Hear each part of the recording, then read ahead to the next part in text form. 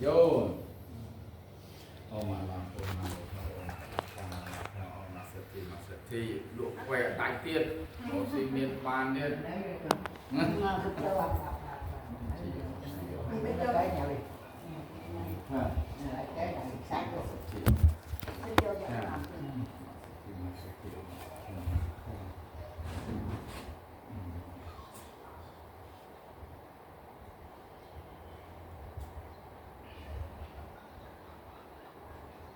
cái pin nó lên côn mà này bay gái gái trai này đức cao này xoay đi vào mùa nó cũng mày nó có tám nó học rồi đẹp mẹ nó đen sao không đẹp thì đức đẹp nó xa đẹp nó lọ đẹp lâm đẹp qua con là mấy ai về lại kia còn ai chụp kia họ chỉ chăm cô mà cô viên mẹ là cô này là cao bè cả thà đi hàm chê không có chửi được nha chê ấy không có chửi không có gì ở chê chân ở xi miên á không có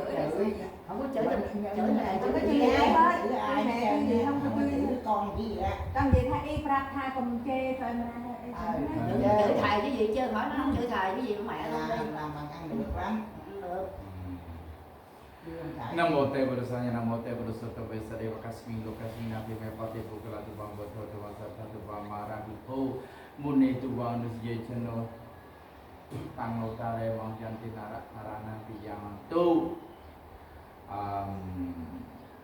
thì còn đây là lý văn thành Lý Văn Thành lý văn thành dạ văn thành ý Lý Văn Thành A N H thành nhỏ anh ấy sang xếpกับเพลงพลักตลอดหลังเลย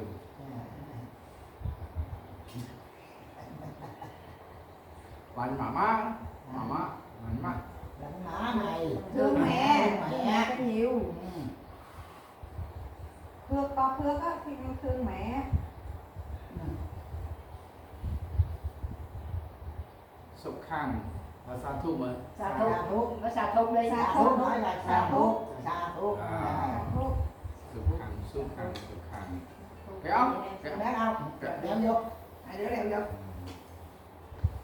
đi chân mình ở khơi thôi thôi sẽ chân mình khơi ទេវតាបីបាយថែរក្សាសុខចម្រើនទៅចាត់ទៅជុំសូមបុណ្យកុសលទាំងឡាយជួយឆ្លុះក្នុងថែរក្សាឲ្យមានលៀបជ័យសំណាងអលៀបជ័យយុគយូយថាវរិវហាពុរាបរិពុរេតិសាការังអេវមេវអេតោនិណាំបេតានังឧបកបតិអចិតាំវឌិតានតមហង្ខបមេវសមិចតុសាមេបុរេ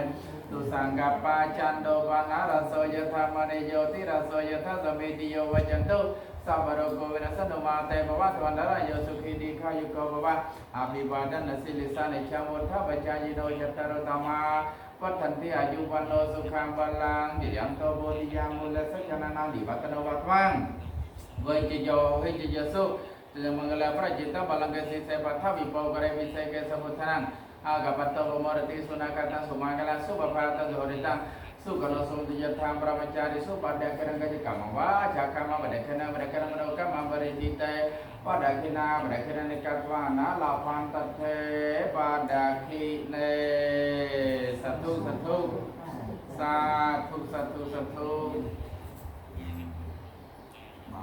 nak mana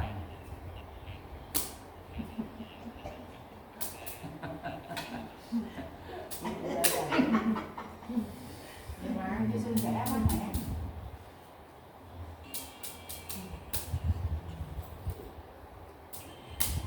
nhà nào có chơi chạy em phải nó hay nhé bài xa thuốc xa bờ qua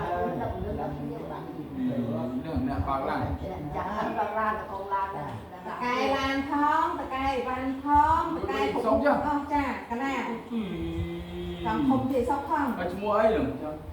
mùng mấy đi men im men hay gì sọc tăng bị chuẩn lan là bơ đấy con ôm da ô tăng cái ban tăng chuẩn lan là bơ mi Bà đặt bãi chở xe bự luôn hả? sẽ bự đi men thì sọc nó phải cầm pô đấy Đâu giờ hơi đâu mà cho con vượt phơi cái đó thôi con thức đấy con đâu làm chia cái đó mấy đấy áo dài vô nữa. cái ta coi đi nhà cách ta rồi đây coi đây con bay kia vô ha bài kia ra còn cái này còn đâu đồ làm này ai hết cái con mà hả cồn muối con mua đây y nó chứ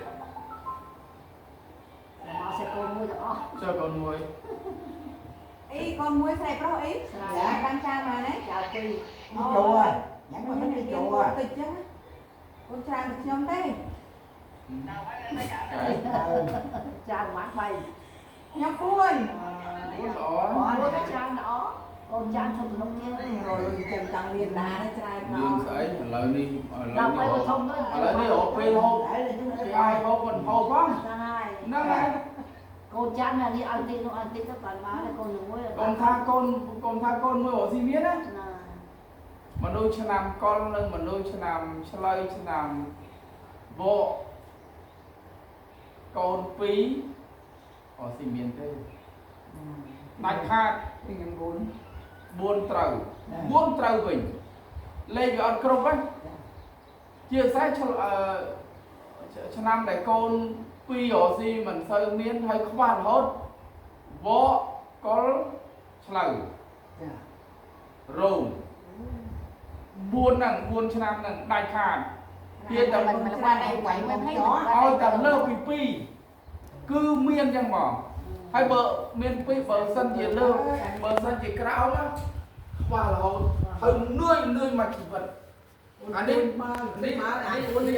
xảy đâu នេះ kia. បើបាយគ្នាចឹងណា2ហ្នឹងអត់អីសប្បាយក៏សប្បាយ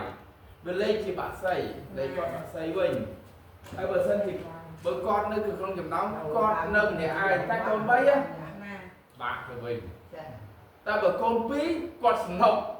ហើយមានកិច្ចការងារបន្តរហូត con là muối đó កូនតែមួយចិត្តដូចបាក់សៃគិតអីក៏លឿនស្អីក៏លឿនដែរស្អីក៏លឿនអត់មានបញ្ហា bạn say bài này ý ដើរជិះក៏បានអាចចង់ដើរក៏បានហើរក៏បានយ៉ាងណាវាចេះដែរហ្នឹង Tôi bơ tích mở con nhưng mà cay á, cho năm đi xài kẽm á. អាចឆ្កែ Cay thêm chỗ á. អាចច Dạ. ចអីទេចស្រឡាញ់ម៉ែទេប៉ុន្តែចង់ឲ្យម៉ែនិយាយច្រើន Dạ. ហ្នឹងហើយតែល្អ Mai chơi mà không mình ជេ chơi. មិនក៏ជេទៅអត់អីទេប៉ុន្តែបើវកអើបើខាលអត់ស្ដាប់យើងទេ Cái năm nào tôi hỏi Hỏi, xem chào hai em bữa nó thế. bốc on đi nó bên dưới. ណា làm thế là sao theo đây con តលតែអាសាជូនស្អីដល់មកម៉ែប៉ា Dạ. ហ្នឹងហើយកូនណាតាលក់ដូរឲ្យអត់ឲ្យជូនស្អីម៉ែប៉ារកស៊ីមិនមានទេ Dạ. នឹកអត់ Dạ. thì mình đã chun ấy anh Chun ấy cả. ជូនប៉ា Rồi bên núi đã chun. Giờ ai chun không? ở mai chun con phải đấy អេអត់កើតទេ anh ấy cái trong ta chỉ câu nó với mình chỉ câu muối mai Đúng rồi. con đang chun mai ấy mình có thơm đó thơm hộp thơm bay cái vô chu nó mà đây À. con nhưng mà ngày trước cái là không liên chơi liên ấy cái là chun cái ấy vậy bà hỏi giùm em ơi chồng em là 61 tuổi em 58 59 nè coi từ đêm đó nó qua cái lúc này coi có dư không mà có dư tiền không មកទៅមក nói bà gì mà không có dư tiền á bà xài tiền cho kỹ bà đừng quăng À. có quăng không nhỏ này à xin nó quăng cho mẹ nó vụ đó lấy mà tôi đưa tiền mà nói vừa bán vậy chưa tới đây là bà vừa với tôi đâu bà vậy người ta cũng nói nên tôi nói mà chị ba chị có đưa dục dục thì ở trong nhà để ở trong nhà đi em không chịu nó không chịu nữa cái đó mày nó quăng cho mẹ nó có đâu đó là Dạ. Đốt đốt. để lần này Đó là chạy hai cây. អត់ដុតពី Dặm đỡ nó còn đi Lưng tầm phải bên đắt. nhát. tí cho vậy mày Hai là đứa đứa tầm cây giải đại nữa. នេះនេះ ấy ở còn con vâng này đã con luôn chỗ ừ nó là giải giải luôn luôn giải giải luôn luôn đúng rồi giải luôn dài luôn ấy Giá cho hai vợ chồng nó quà thịnh bằng ăn cho có tiền Tiền mà là tiền mà. Cái đó là nó nói thêm cho em, tại vì em với nó đang giận với nhau thì nó nói em đạo đức. để lên đó đi con lấy cái kia nói qua Em là đạo đức dữ dằn luôn. hai kia xuống dưới cũng được Em hả là người có hiếu dữ dằn để luôn. dưới đây để lên đi rồi hai người Em giái là người có hiếu. Hai người lại đốt nhét đốt cày lên luôn, cày lên luôn. Chị cũng bỏ lên Đấy, thật cay trái tư cho mưa còn nhờ thấy cái lục thanh á thật nhờ của ấy ngay Việt Nam Việt ấy mày đóng tao sụp quá suốt qua thấy cái là chức ngay đó nữa Đâm sẽ đâm con chăn đi ba.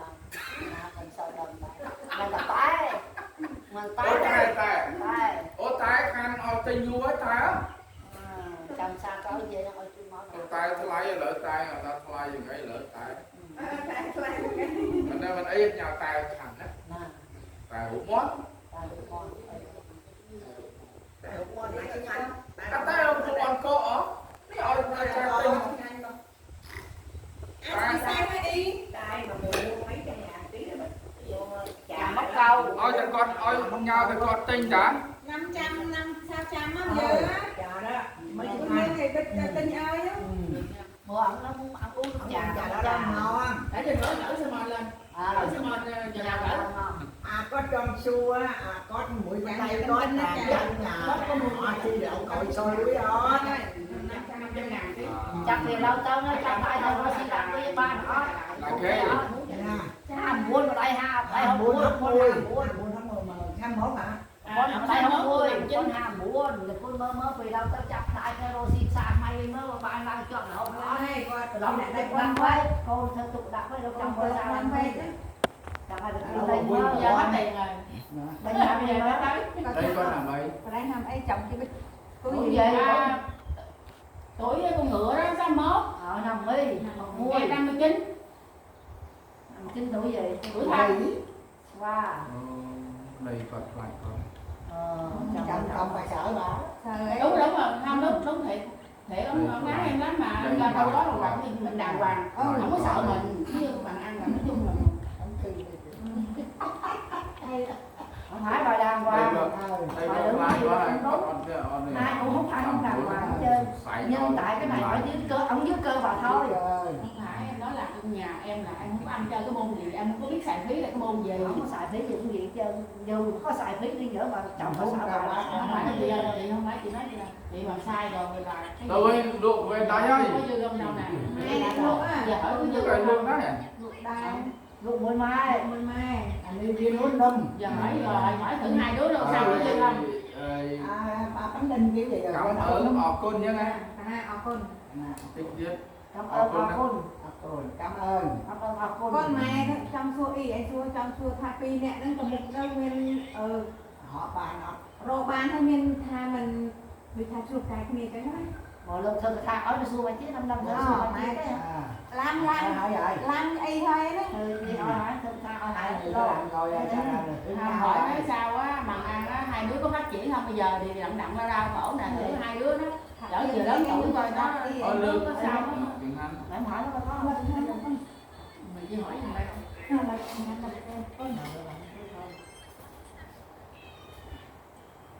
ông biết nó phải là phải ọt ập đông. ọt ra này ông biết Không biết ập đông. có cho xua phi nè đi tội Gọi nó Rossi không thấy ập men đó.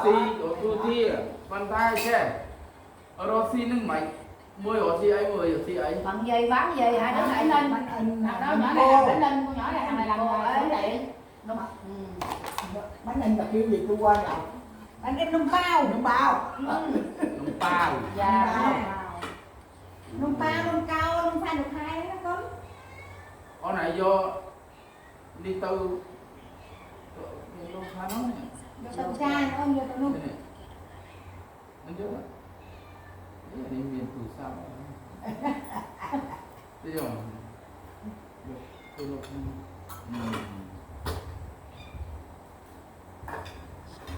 Đâu chắc ba nãy con xuống ấy chứ còn lúc xăng đấy.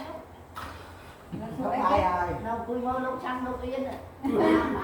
yên đấy phải làm bà lại muốn con mấy hai chồng mấy cái gì cả mấy cái nào có thì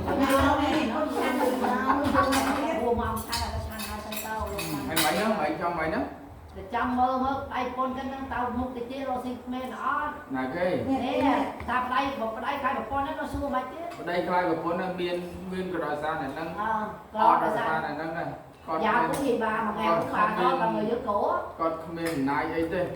ông có quyền đâu có người là trước nó là nhá bây giờ cái này hai chồng bây giờ đây là không thì nói sơ qua thì hai chồng cái này nè nói bằng được đó. sao này còn được nè sao mà được không như qua cái đó mà nó trên thịnh cái quả gì đó vậy nữa thôi ông nói nãy đó mày cái côn chắc đi mày cái côn là mày là côn đó Mà nhưng nó trong đây cái lát nhưng mà nhưng mà lát trong đây mơ hả nát cái lát nhưng mà bữa bên đây nhưng nát cái lát đi nè đây nào vậy nạt khoa ta cũng đang gặp em nạt khoa ta biết mấy anh cũng con chục con heo anh sai vậy con heo ông lớn từ từ mà con nằm bơi con tình mơ đây nằm đây nằm coi có lẽ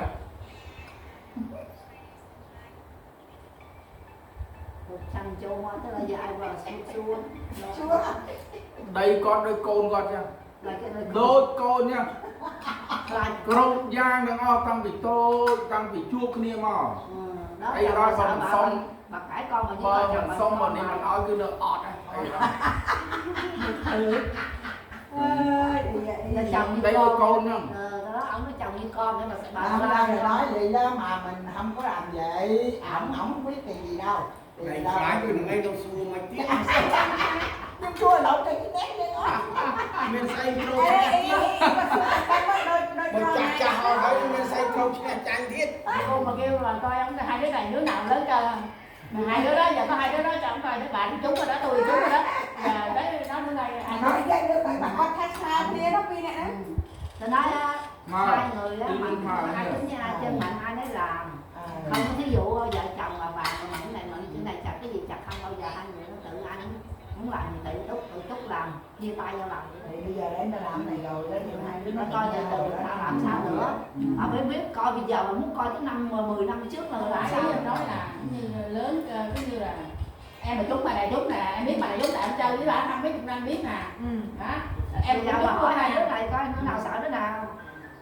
giờ lấy bây giờ nè hai chồng mày có sợ chị tăng các bạn đi ông đừng có ham chị tăng tăng ham chơi alo tăng kêu tên chị tăng luôn lố kêu nó là tăng hả ăn hai tiếng lâu tô lâu tô hai nữa ăn một cùng ô bó tăng kêu tăng mà kêu thấy sinh à quên nói gì tăng ăn một cùng ô bó bà đa có ba đứa con này con tỉnh táo lại coi tô bà đa đó sửa đổi lại đừng có làm khổ nữa thật mà đi bà tới sao bước này ăn rồi cố gắng lên đây nghe bà đó rồi tôi nói với mẹ tôi mất từ đó ông chồng tôi nó không biết gì đâu mà bà kêu đi đá tay đi đá hỏi gì tao nói chồng bà với con bà gì mà sợ gì đâu mà nó đó là mà bây giờ hồi đó giờ nha mà bây giờ từ mà đá tới giờ đó mình nghe đâu biết rồi chị nói hồi nó đó không nói đi tới đâu mà mình tôi nói chuyện làm nhau nhau mình cũng nhiều gì nãy chồng nó biết quá cũng coi không thì nói gì chứ vụ biết là không biết là nó hỏi tay là cái việc tay không có cái vụ mà ăn hiếp là không có hiếp đâu như khi giải chồng không đâu khi giải chồng nó không được rồi ông chồng kia nghe tôi nói bà không đi tiên cái gì đó mình khi giải chồng nó ông nào là biết nói nhà như con có nhà là ông nhà ông cô kêu ăn áo ông làm trong nhà đồ làm tất cả bà có đi đâu đi chạy làm mà thì là ông xài thoải mái mấy ông ta mà đã là cái đó không có đâu thì người ta nói gì thôi chứ mình không có nó chồng như con ở đâu người ta chồng như là con không giờ ông nói này đó không có bây giờ bà cũng có qua bà bây giờ đi chưa ăn cơm vẫn ngủ rồi còn nói đây hoài dạ tôi cảm ơn dạ đâu vui lại sang sang bạn xong biết không hẹn này mày con